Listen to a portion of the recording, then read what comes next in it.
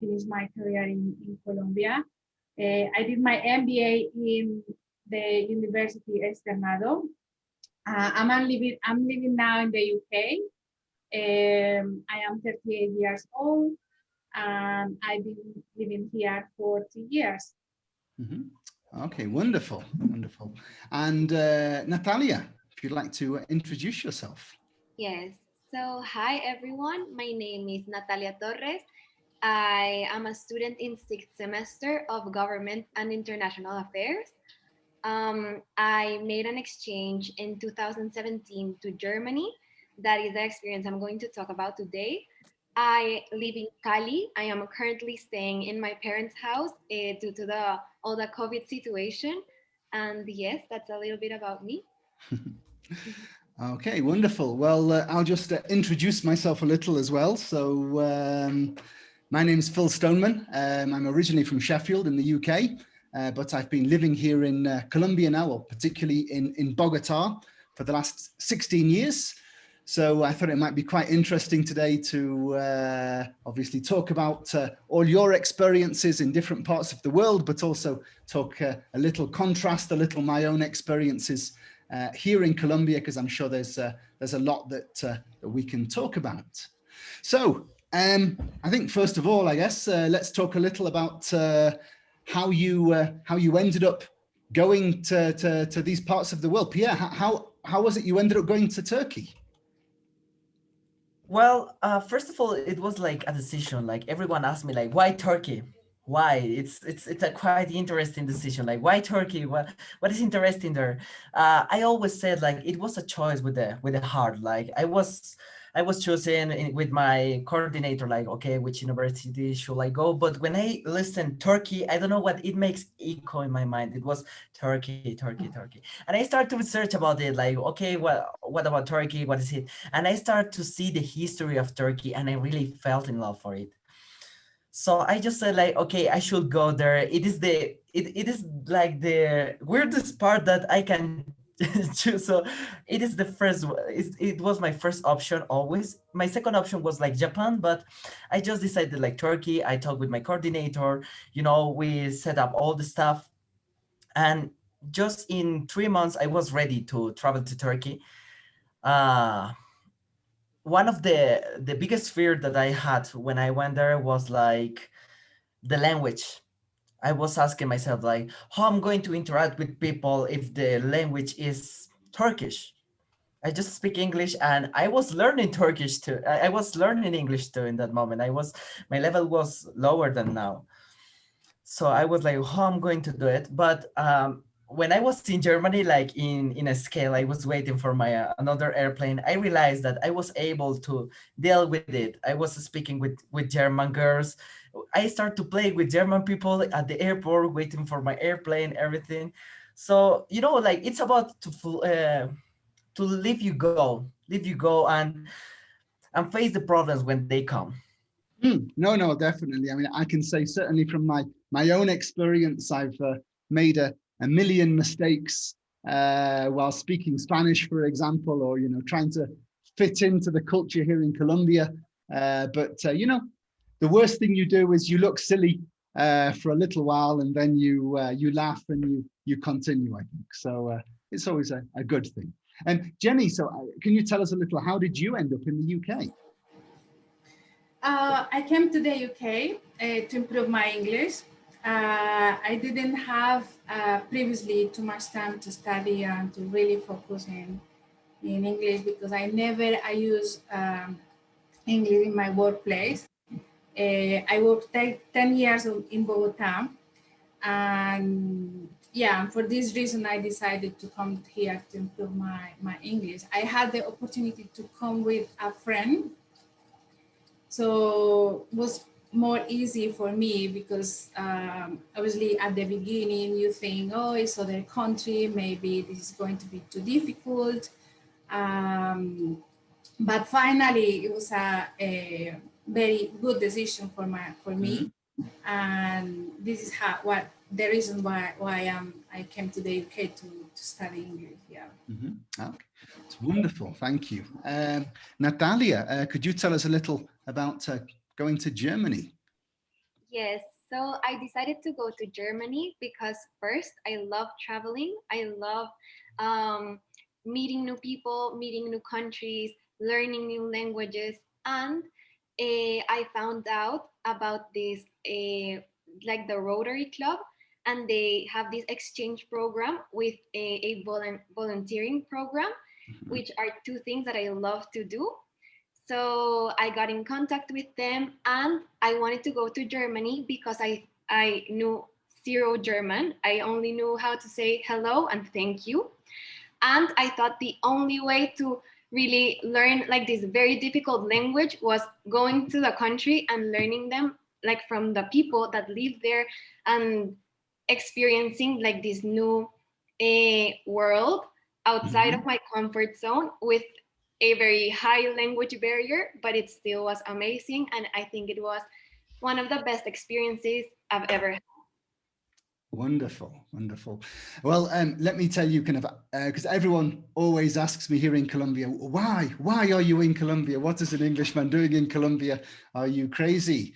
But no, really. I finished my university. I did my undergraduate degree and then my master's degree in Scotland, actually, and then I was working in an office back in my hometown of Sheffield, and I decided, well, I want to do something different. I want to see the world. And people said, well, Colombia is an interesting option, particularly if you want to teach English. So I thought, well, okay, I'll give that a try. And 16 years later, here I am. So I have to say it was definitely a very good decision. So I think kind of a number of you have already mentioned a bit about languages and about kind of understanding going to other parts of the world. How difficult was it for you to learn languages, or did you have kind of any difficulties with languages when you first arrived? For example, I wanted to tell Natalia that if that doesn't happen to her, that you listen to people and you think that they are fighting. That happened to me with Turkish at the beginning. I was like, why the people is screaming? Why they are fighting? But it wasn't like that. It was just like the way that they express themselves. If you look at a native Spanish speaker, they say to us like, why do you speak so fast? What are you doing with? Because you are speaking so fast. But it is normal. It is about languages. What was the biggest difficulty about learning the language? The difference between it. I was telling you like the difference between English, okay, the base between English and Spanish could be sometimes guess it, but in the with Turkish it isn't like that. The words are totally different. For example, I will give you an example. Computer, computer, etc. In Turkish, bilgisayar. It is totally different. It's something that you can't think about. Yeah, you're not going Even to guess that. yeah, you are not going to guess that. And also like the people in Turkey, it's so funny because sometimes if you speak with them English, they get scared and they don't speak with you. They just close. Even but if they hear that you are trying to speak Turkish, they help you. It's something like that. For example, if I say at least like hello in Turkish, they will say like, okay, come with me, etc., etc. The first day in Turkey was the hardest one because I have information in English in the airport, and that was all. But I have to go through Istanbul, that is a really big city, to arrive to the train station. And I was asking like, here, can I go here? And everyone was saying to me like, bilmiyorum. I don't know English. So it's one of the hardest thing. Even can't. Sometimes it's a little bit like disappointing to don't be able to express yourself. Even the first weeks, it was kind of, I was feeling a little bit of depression, like a little bit anxious, because I was like, oh, you speak English, I speak Spanish, but most of the people doesn't speak English or Spanish. Spanish. So I was like, oh, but then I started to meet people. Some of them were English speakers. I started to learn the language. Um, I Well, no, think that the I hardest. think definitely though. There's sometimes when you go to a place like that and you just can't communicate. I think there is this kind of sometimes culture shock and Yeah, yeah. anxiety, and sometimes, what am I doing here? No, It can exactly. be For quite example, difficult. even like it's not just the language, Mhm. it's also the corporal expression. It changed. In Turkey, something that they have is something that I consider, for me, it sounds rude, but for them, it's so normal. For example, if you are offering like chips to someone, like, do you want to eat? They make to you like that. But it looks, for me, of course, it is like my mom saying to me, like, don't do it. But there it was like, I don't want, thank you. It was a thank you for them. But for me, I remember the first time I offered to a guy, do you want a chip? Do you want a chips? And I was totally scared. I was totally scared. But it is something so interesting. Excellent. Well, no, definitely for me in Colombia, when I first asked people some questions and their response was, for me, that was, yeah, really good. What kind of a response is that? That's it just sounds very rude when you first arrive from Britain, for example. So Jenny, Natalia, how about your experiences?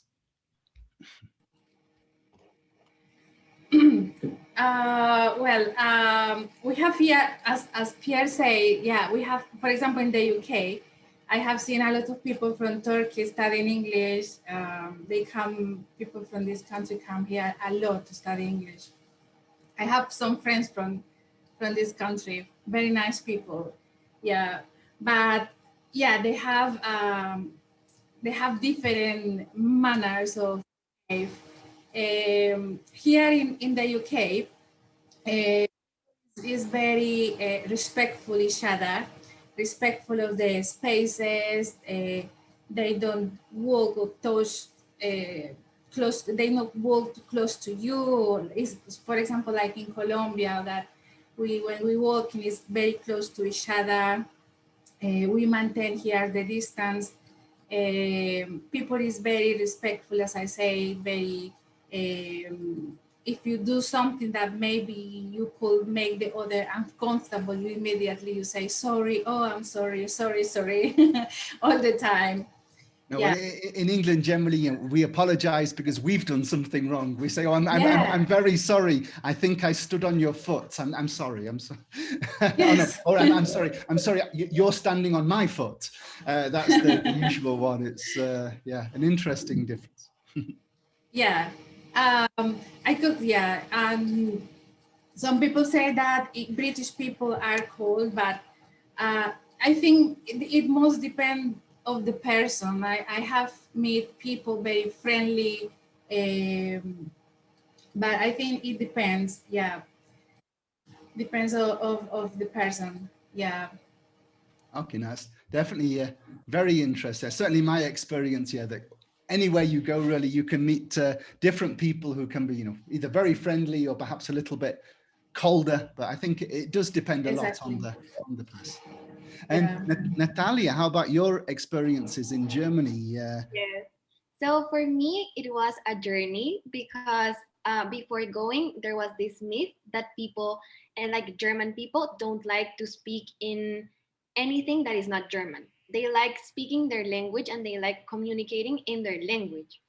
So I was very scared because I didn't know anything, but my host family knew English and my host sister knew Spanish because she made an exchange here in Colombia.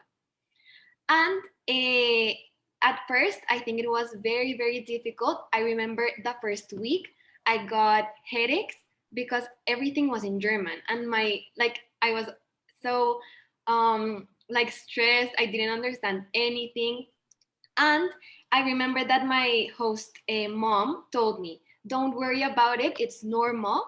Uh, there's going to be a time when you're going to dream in German. When you dream in German, that's when you know you've learned the language."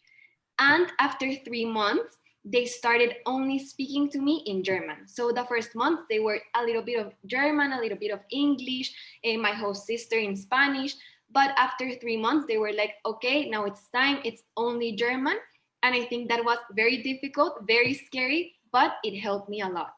And also in the like that daily life. I went to school. In school, I had my classes in German. The people that I was talking to were also German. So my friends in school, they also helped me. They were really nice, just like Jenny. Like they had these German people also have this like myth that they are very cold, very serious. But for me, it was the opposite. They were very warm. They were willing to help me learn and understand. So I think it was very, very good. And did you dream in German in the end? Yes, but at the end, like 6 months after, almost 8 months after. But yes, I did, and I thought I made it. Yes. Wow, no, that's definitely a big landmark when you Yes. have a dream like that. It's yeah, Mhm. definitely. I think for me, at least, certainly, I think the first few times it happened, I kind of woke up and I thought, yeah, that was, no, wait a minute, there was something strange about it. Definitely. Okay, so we've talked a little bit about people, of course, particularly here in Colombia. Food, of course, is a very important topic. So if we talk a little bit, Jenny, if I ask you first of all, because we've been talking a bit about sort of stereotypes with people, of course, English food certainly has its own stereotype as well. How have you found the food in the UK? Oh, this is the most difficult. Yeah, because I speak about food from Colombia here, and my friends or my coworkers, they get anxious to go to Colombia and try this delicious food that I'm talking about. Yeah, so yeah, here food here is very is different. So, for example, the typical dish that they have here is fish and chips. This is the typical. This is the basic one, but they have other kind of dishes here. Um, Have you tried many curries, Jenny? Sorry? Have you tried many curries? A lot of Indian food. It's a huge variety of Indian food. Yes, I have tried, of course. Yeah. Something that I love, I really like is the name is 1 second because I forget the name. Is the scones. Ah, wow. Yeah, no, that's a favorite of mine, definitely. You know, Yeah, actually, scones. anyone watching in Colombia, you can actually try these in Colombia. At the Crepes and Waffles brunch menu now has scones. So I Oh, suggest, really? Wow. yeah, definitely take Jenny's recommendation, go and try the scones. Yeah, really nice. The scones with and is this like butter? It's really good. One thing that they have here is the Cornish. It looks like our empanada. Ah, the Cornish pasty. Cornish, yeah, Cornish pasty. Yeah, this is typical here in Cornwall. It's an area of the UK, beautiful area. Is amazing. Cornwall is one of my favorite areas in the UK. Yeah. So here, when, for example, when I go to the supermarket, most of the products that we have here are imported from Africa, from Spain, from Colombia. We have bananas here from Colombia. I always buy if I see something from Colombia, I always buy our products. Yeah, so the obviously, as in Colombia, we have more natural food, more the fruits, the vegetables are more natural, like, and here most of the produce, as I say, are imported, so it changed the taste a little of the food. Sure. When you were living in London, did you ever go down to the Elephant and Castle and the Colombian Yes, shops and yeah. restaurants down there? Yeah, there is a big area in London where there is a lot of restaurants and there is a big market. It's restaurants from Colombia, but I always prefer in Colombia. It's not exactly the same. It's not the same. Yeah, yeah. Okay, excellent. Yeah, Thank you, so Jenny. the food is very, very different. Yeah.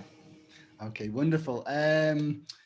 Natalia, how about in Germany? Did you eat a lot of sausages, perhaps? Yes. So in Germany, for me, it was very difficult because the food wasn't my favorite. It was a lot of sausage and a lot of bread. But the bread is very different than here, that we have like this soft bread, white, like from the bakery. And there it's this black and gray bread. So it's hard, it's very different. And for me, it was no, no, no. My host mother had to buy for me bread from like France, like the one that was actually like white, totally different, totally. And sausage wasn't my favorite, but there they love that currywurst. So it's the sausage with curry, and they also love like the bratwurst, another sausage, and it's very, very typical. But regarding food, there was a like this thing that they do in December where they it's like a little market, and they sell, like, for example, pancakes or apples, and it's very, very different, or hot chocolate, and you can keep the glass where it came from, so you collect from different cities, and it's very, very nice.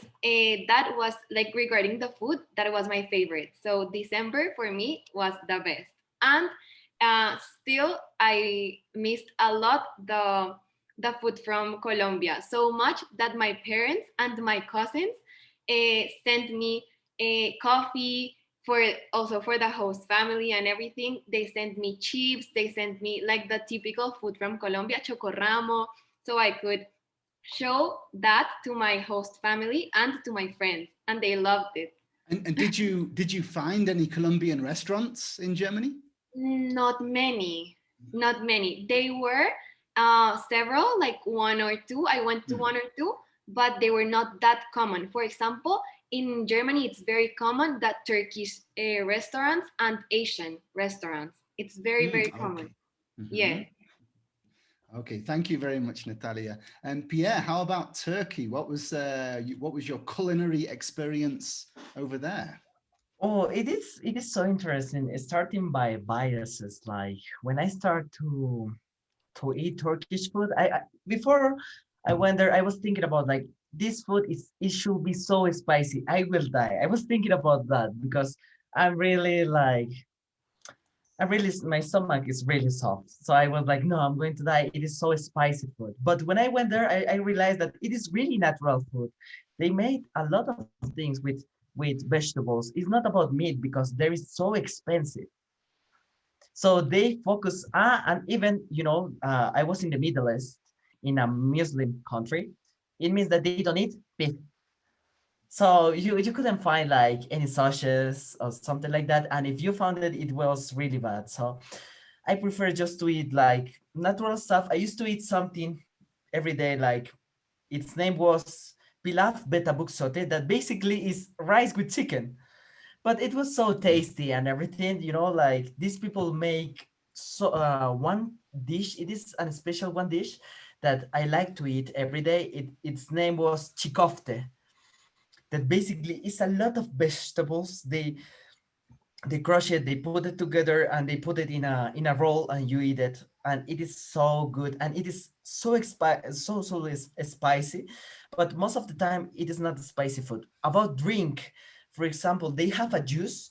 It is made of one vegetable. I don't remember the name. It is like kind of cucumber, but it is salty juice.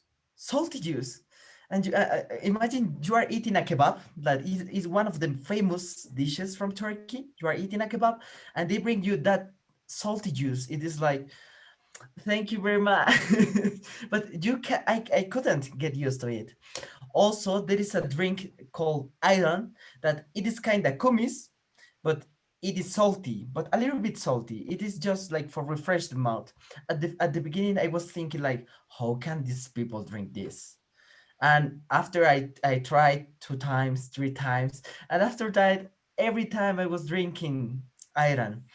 The food in Turkey was so delicious. Even I won 12 kilograms in the first 4 months. I won 12 kilograms. Even it is something that it is kind of oily. Yes, it is kind of oily a little bit. They love olives. Olives, they love it too much. I can't eat it. I don't get used. Like I have never tried here in Colombia, and when I tried there, I was like, I can't stand with it. And also, it is not just from there to you, it's from you to there. Like one time we were in a meeting with Colombian people. We, I don't know how we got um, flour for make arepas. And we were really, really excited about it. We made arepas, everything, and we offered to Turkish people. They didn't want it. They were saying like, "Oh, this is kind of disgusting," and I was feeling so bad in my inside. I was like, They weren't happy to try it. yeah, yeah, they didn't try it either. They didn't try it. Wow. Hmm. And I was feeling so bad with myself. I was like, how can you lose this tasty thing from my country? Even for example, okay, in Colombia also there is a debate about changua, like paisas say like, changua, that is just milk with something there. But in my case, I love it. And I made it one time in there and they were like, what is this, Pierre? How can you drink milk with egg, etc., etc.? And I was like, this is the way. And they just eat 2 times per day. The breakfast, but the breakfast is something so big.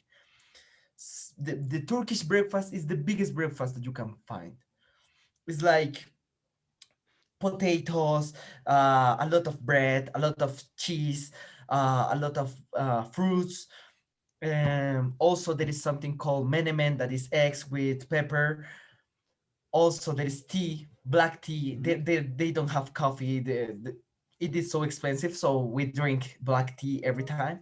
So it was more or less my experience about food. It was so delicious. That's why I get fat. I got fat, but now I'm trying to recover in here in Colombia. No, well, you definitely have to try sometime a full English breakfast. Jenny, have you had a full English? Yes, I had. And the English breakfast, it looks like bandeja paisa. Yeah, it's like bandeja paisa. Yeah. And as Pierre, I put weight as well here in the UK.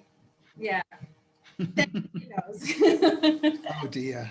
And we still, all the gyms are closed at the moment. So at the moment everything is closed. So is the Yeah. lockdown quite strict in Yeah, Brighton? very strict. Yeah. So I put weight here. Okay, so I think sometimes it happens like when we go abroad and live in other country, the different food and habits is something. Definitely.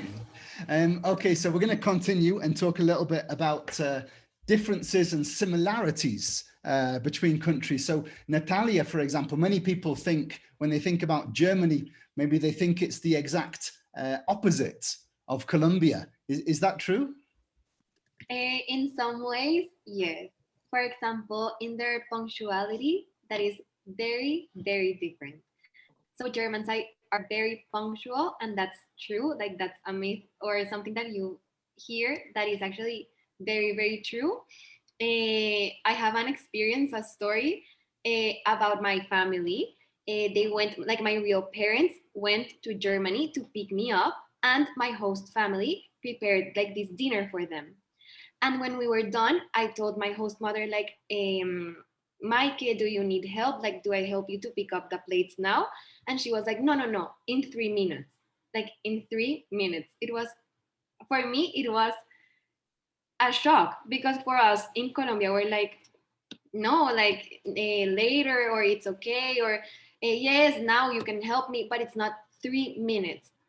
Also, when we were like we went on walks and everything, and they were like, okay, we're going to go to like take this walk in the forest for 1 hour, and it's 1 hour. It's like they say it's this time and it's that time. For us, I think we're very, very flexible, and we are like, it's part of our culture to say like, no, Pierre, we're going to meet at 7, and Pierre arrives at like 8 or 9, and for Just a us it's sec, like, just a sec. yes, it's like, no, it's okay, we're not even ready at 7. No, So that was I'm on my way. I'm on my way. exactly, that was totally different, totally. But I think another difference is that here we are more close to our families. So, for example, I think a lot of traditions and a lot of households in Colombia have the custom to get together, to maybe have lunch on Sundays, to see each other, like see your grandma, your grandfather, your mom.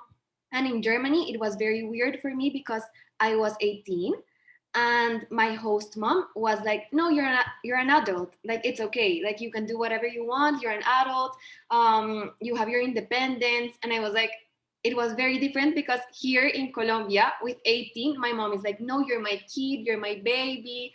And it's totally different. So for me that was like the cultural shock, the punctuality and the way that people are, it's very different. And also in schools I think we are very relaxed, we speak with our teachers like they are sometimes our friends. And in Germany they stand up when the teacher comes to the classroom, they have to wait, and then they have to like wait until the teacher says it's okay for them to sit down to start the class. You never say like eh, tutear to your teacher, never, that doesn't happen. They are in another level of respect. So that was something that was very different for me and that I missed from Colombia, because I like being relaxed, I like having like that um, bond with people. And in Germany that was different, but still they are nice, they are not that serious. They are very nice people once you get like to know them. That's wonderful. No, definitely. I think it would be an interesting idea at the externado if all the students stand up when I walk in the room. I don't think it's going to happen anytime soon, unfortunately. Jenny, how about in the UK? Do you think the UK is very different from Colombia? I mean, living here in Colombia, I hear as well a lot of myths about the UK that no one ever crosses the road if it's not a pedestrian crossing, or everyone stops at 3 p.m. to have a cup of tea. So how different is the UK from Colombia? Yeah, I share exactly the same as Natalia. People here are very punctual. Yeah, as well. Yeah, and here people are quite organized, as you say, Philip. Something that I see, for example, the area to cross when you have to, for example, when you have to cross in the white lines. Normally, in Colombia, you have to just try to cross, to find a way to cross, because the cars never will stop for you. So here is this those rules are quite, people are quite respectful. Yeah, I think this is the civil culture here is quite different. For example, I remember like 2 years ago here in Brighton, we have monuments, beautiful monuments around the city. People really care about these kind of things that they see in the street. Yeah, normally we cannot have something like that, for example, in Colombia. So this is a huge difference I can see here about the civil culture. Yeah, we people really here really care about the parks. For example, you don't see rubbish in the floor on the floor. Yeah, people really care about the things that they have here in the UK, I think. That's wonderful. Thank you, Jenny. Yeah. So Pierre, how about Turkey then? Is Turkey very different from Colombia, or are there some Yes, similarities? it is like, okay, at the beginning you can confuse a little bit for the way to be of Turkish people. Turkish people is really warm, really warm. They are like, "Hi, how are you?" They are really friendly, and they try to always. If you are hungry, they give you like 10 dishes of food. It's something amazing. They are really helpful, and but we shouldn't forget that it is a Muslim country. Yeah, okay, it is a like state, but it is a Muslim country in majority. So you can realize the relation how separate it is, like between females and males. It is a line, a really line that you can see, even in the relationships, in the real, in the normal life. Even when the girls don't wear hijab, that is something that you see in the streets really useful. Even when the girls are like that, they just met usually with girls, just with girls, and man with man. It's something like that usually. But starting for that, like the way to greet someone, like starting for the two kisses. For at the beginning, it was weird for me. I was like one, and I was waiting, and they gave me the second one. I was like, okay. But the between men, you greet like this, head with head. It's something really familiar, and it was something that really appreciate of that people. The first time that I met a Turkish man, he greeted me like, "Hi, how are you?" He put his head with mine, and I was like, "Okay, thank you," but I didn't know how was it. But you start to appreciate all that kind of stuff. Turkish people is so gentle, like so gentle and helpful. For example, it happened to me that I asked for a direction. They took me by the hand and left me in the place, even if they were going to another place. They were like, "Okay, Jabanji." Jabanji means foreigner. I was, "Yeah, yeah, I'm foreigner." "Ah, don't worry." And they took me with them. "Ah, do you want a coffee?" And they give me coffee or tea. Also, like the way to interact between, okay, there is someone in the chat that I want to greet, Gulnara. She is my girl from Azerbaijan. But okay, I want to keep talking. So, uh, since the beginning, it was like really gentle. The way that they interact. For example, in Turkey, the rate of smokers it's so high. It's like the 80% of the population smokes. But for example, if you want to talk with someone, you just ask for cigarettes. Like, "Do you have a cigarette?" "No." "Ah," and you start the conversation. It was the way to break the ice all the time. Also, like Turkish people, um, look this, for example, about relationships and about uh, this stuff. In the street, you can't see any couple kissing each other. Never, never. I never see something like that in all the year that I was there. The maximum they hold hands, and that's it. Even, for example, some hotels you can't make reservation, you can book there if you are not married with the person that you are. Yeah. Also, for example, Gulnara, that was my girlfriend. We were going somewhere, and the people was asking to us, "Are you married? Where are you going to get married?" It is because it is so important in this culture. Also, like, okay, the cultural shock of see so one person with burka. Oh, for me, I think that was the strongest cross that I have. We I don't see that. We don't see that very often in Colombia. no, no, never, never, never. It is something really like weird, but it is about Turkish people. What else? For example, the first day that they arrived, I met one guy, one old guy, and he was trying to speak with me. "Where are you from?" etc. etc. He was an old man, and he was helping me. Like, "Do you want a coffee? Do you want a this? Okay, show me your ticket. I will leave you in the train." And I put the translator, and I said to him, "I have been traveling for 3 days. I'm so tired." He stand up, and he, "Otur, sit down in there." That shows the how warm is the people there. It's something like that. Every time that you go to an store is hoş geldiniz, welcome. And even, for example, it is some sentences in Turkish that I wanna share with you, like hoş geldiniz, like welcome, that you answer with hoş bulduk, like I'm happy to be here. Kolai Gelsin, that it doesn't have any translation.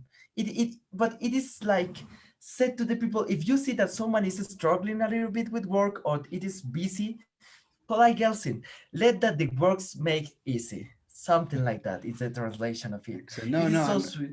I'm sure there's so many different things that we can learn from these little parts of culture and things that, as you say, you know, we just can't translate because they're so specific to these particular places. Okay, so I'd like now to invite everyone here. If you have any questions, if you'd like to perhaps share some of your experiences, ask any questions here. If you'd like to raise your hand in the participants box, and then you can turn on your microphone and ask a question. But you're very welcome to participate. And there's obviously a lot of different things that we can share with each other about all these adventures and these travels in different parts of the world. So any questions?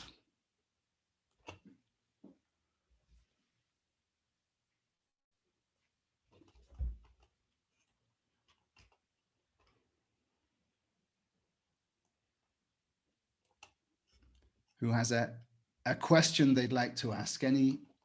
Anything at all? Maite, please go ahead. Thank you. That was great, you guys. It was really interesting listening to you. I have a question. Did any of you experience, I'm sorry, my camera keeps going off in Zoom. Did any of you experience culture shock coming back? Some of you talked about the culture shock going to where you lived for that short time. What about when you came back? Did you have any feeling of like, oh, this is not my place anymore, missing the things that you lived, you know, what you did for the time you were in the other country? So that's my question. Sorry, my camera, Zoom just keeps going off and it's not wanting to be on again. Oh, well, no problem.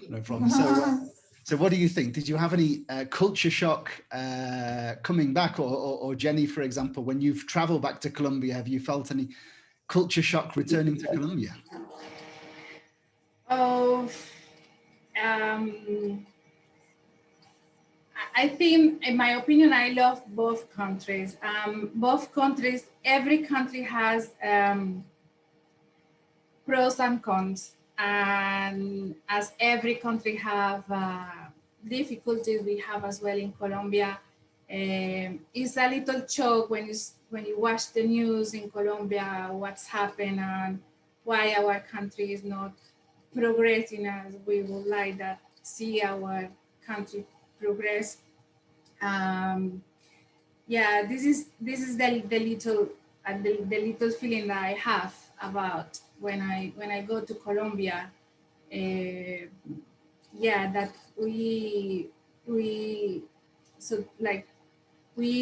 I think we don't appreciate really what all that we have in Colombia, all that amazing places, amazing food, amazing people.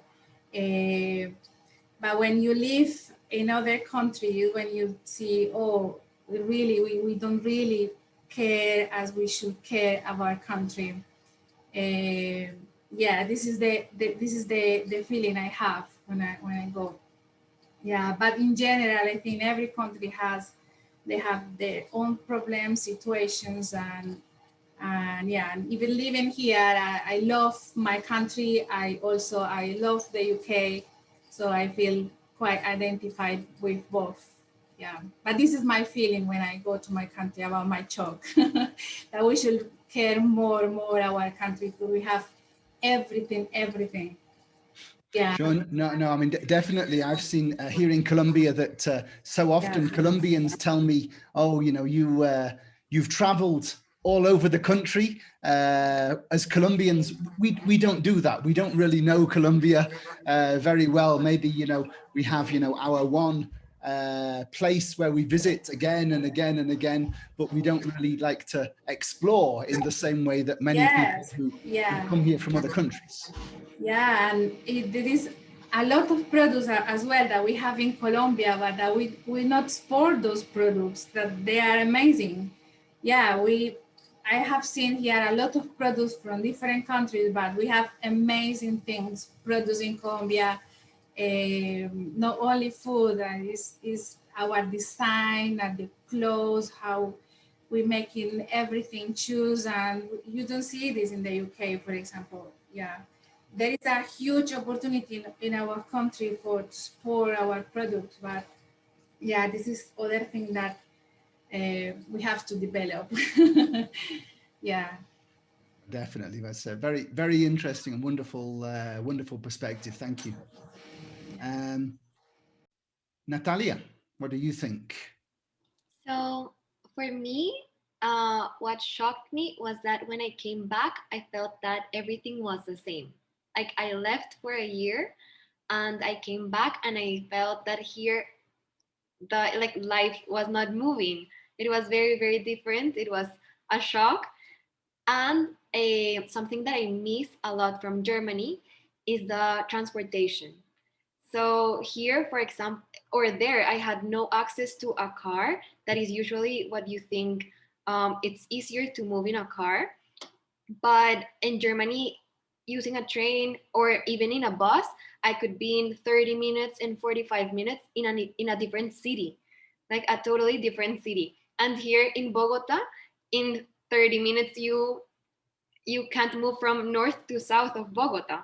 So that for me is also a shock. And people, Germans, were amazed that in Colombia we didn't have a train. They were like, I don't understand how you move from place to place. And I was even friends with a guy from Taiwan.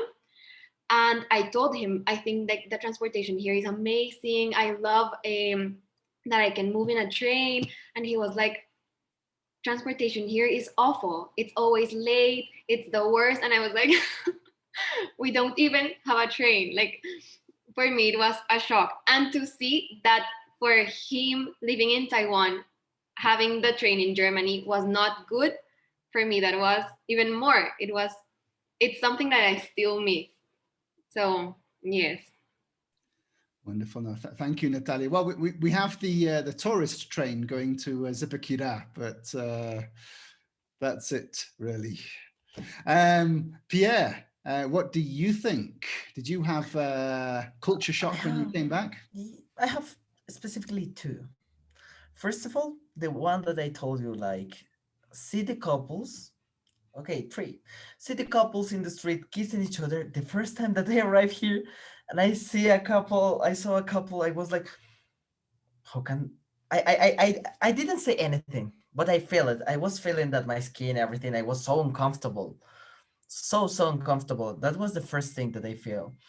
The second one was about like the noise, the noise. I'm from Bosa, a really popular neighborhood. It means that I arrived here in December. It means that all the music was in the highest level. Like everyone was listening Pastor Lopez and everything for December. Everyone was having, and I was really anxious. I was really anxious. Why? In Turkey, you can put music in your flat and it is okay, but for a certain time. If you put it all the night, police can come and take you to the station. It is something, or punish you. But in Colombia, it's not like that. So here, the noise was killing me. The first days, I was like, "Why I'm here? Why I'm here? Why I'm here?" Because it is so noisy. I was so stressful about it. But after that, I remember I said like, "Yeah, I like the noise," and I start to be part of it too. But it is something, even for example, something that they made in Turkey, like that they pray 5 times per day. Not all the people, some of them, but when the song for Pride starts, they close every music. They stop every music, and they just wait until it finish. So it is so respectful. What else? And about security stuff. Oh, I think that is one of the strongest one, because in Turkey you can leave your cell phone wherever you want. Nobody will take it. Nobody. Even I miss something sometimes. I forget it, and I found it there. For example, you can see one girl walking at 4 3 a.m. alone, and you know that nothing will happen to her or to you. One time I was in a park training with a friend. The park was without light, and I saw five guys arriving. And I don't know, I took my cell phone and I make this. And my friends told me, bro, this is not Colombia. But relax, the people is not like that here. Not just because the culture is also religious stuff. It's how they look like, how they look to the robbers and this kind of stuff. So the security, I feel sometimes insecure here. I move by bicycle, like Natalia said. Like I have to move by bicycle here. My city was really small in Turkey. Here I have to move every day by bicycle, but yeah, you feel a little bit insecure. So it is a really shock. I can see is that your bicycle on the wall behind you there, Pierre? There we are. There's the evidence. Excellent. Okay, in the chat, Laura Esperanza is asking, did you ever think of staying to live there? So, well, first of all, let's ask you, Jenny. I mean, do you think you're going to live there in the UK for long term? At the moment, I'm very happy here in the UK. I'm going to Colombia every year, and I think, and it's only 10 hours flight during the night. So it's something that I can manage very well. So I'm going to Colombia every year during 1 month at least, during about four weeks. It's very important for me. Yeah. For example, I don't imagine myself living in Australia or other country farther than my country. Yeah. Yeah, at this time of my life, when I've been here 3 years, I feel fully identified with both countries, and I'm happy to be able to go to Colombia at any time. Okay, and particularly in Brighton, you think you'll stay there? Oh no, I like Brighton, but I lived 10 years in Bogota, and I like big cities, so I feel more identified. I miss London. London is amazing. It's amazing things over there. You can go to the very nice museums, and they are free. As Natalia said, the transport here as well is amazing as well. There is this very good system of transport. Some people complain here about the tube, the underground, but we as Colombians, we really, when we arrive and we see the train and how easy it is go to one place to the other. In England, we like to grumble, really. Yes. We like to complain and say that, oh no, oh dear, no, it's today the bus was 5 minutes late. Terrible. Exactly. Yeah, but for us, it's wow, it's amazing. Yeah, for us as Colombians, yeah. Mm-hmm. Okay, wonderful. Yeah. Thank you, Jenny. No, I mean, definitely I can say from my experience that I'm I think half and half British Colombian now. So when England played Colombia in the World Cup, it was a very divided day for me. I wasn't sure who to support, but it was a good match anyway. Yeah, but I think, I'm not thinking to live in the UK for the rest of my life, no, because I love my country. So yeah, so this is not that I'm thinking, oh, I want to stay here for the rest of my life. Probably. Wonderful. Yeah. Okay, thank you, Jenny. That's great. Thank Catalina asks here, were you able to work? So Natalia, Pierre, were you able to work in Germany and Turkey? So my exchange didn't allow me to work with the club that I went, the organization that I went. We could go to school. Actually, we had to go to a school and to a German course. That were like our obligations. We had to do it. We had to take exams. We had to complete some hours in our courses. So we couldn't work. But my friends, they were 17, 18, 16, and they worked. It was very common for them to work as like a bartenders, because in Germany you can drink since you're 16, and like bartenders or waiters in restaurants. So they're working. It's very common. They were also babysitters. So for them to work was very common, but for me it wasn't allowed. So no. Okay, thank you. How about you, Pierre? Did you work over there? Yeah. For me, my residence permit allowed me to work in the country.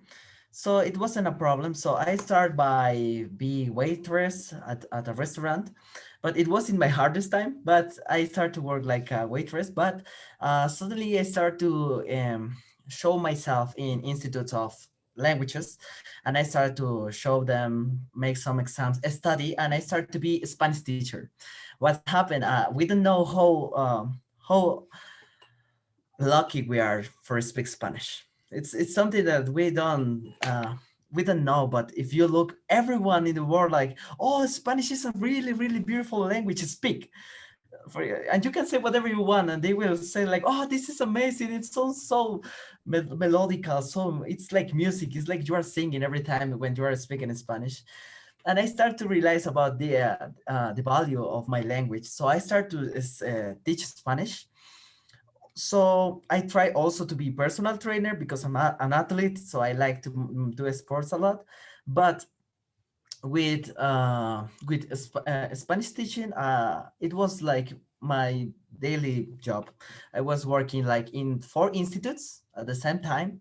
I was giving some hours here, some hours here, some, and at the finish, it was like I was able to work in a school, in a private school. Actually, I'm still working. I work in the morning, like 1 a.m., 2 a.m., because that is the morning in Turkey. But I'm a Spanish teacher, and I like too much.